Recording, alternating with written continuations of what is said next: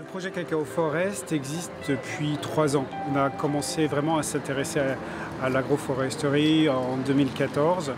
Et l'objectif, c'est d'inventer une nouvelle cacaoculture, une cacaoculture alternative et durable. On a commencé ce projet en République dominicaine et l'ambition est de le répliquer dans plusieurs pays en Amérique latine et en Afrique. L'idée, c'est de tester des systèmes agroforestiers plus intensifs. Dès maintenant, on travaille avec les fermiers sur les produits qui existent dans leur ferme, mais qu'ils ne valorisent pas. Une des solutions, surtout pour éviter les chutes brutales de revenus, c'est de travailler sur la diversification. La diversification de la production, la diversification donc des revenus. Et c'est ça que permet vraiment l'agroforesterie.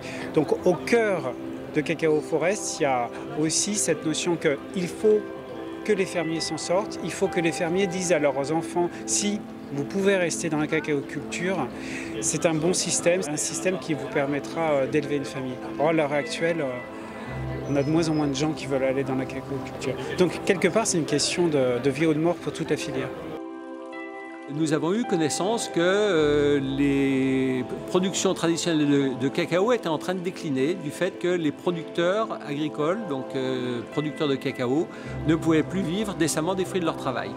Donc on a creusé cette question et on s'est dit que c'était effectivement dans le cœur de la mission de Terra Ezara de rechercher des systèmes qui permettraient aux producteurs traditionnels de fèves de cacao de vivre décemment des fruits de leur travail en continuant à produire la même qualité qu'ils font aujourd'hui.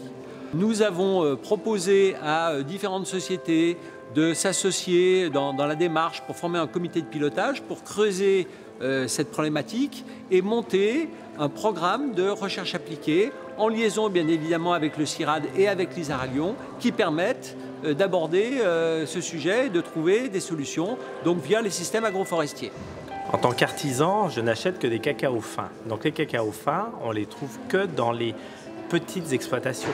Les grosses exploitations, on va dire industrielles, elles ne nous intéressent pas. Moi, ce que je recherche, c'est le goût. Sur un cacao lambda, vous allez avoir un goût très dit cacao. Tandis que sur des cacaos fins, on va avoir des notes souvent fruitées, fleuries, comme pour le Criollo Blanco, ce sont des notes très fleuries.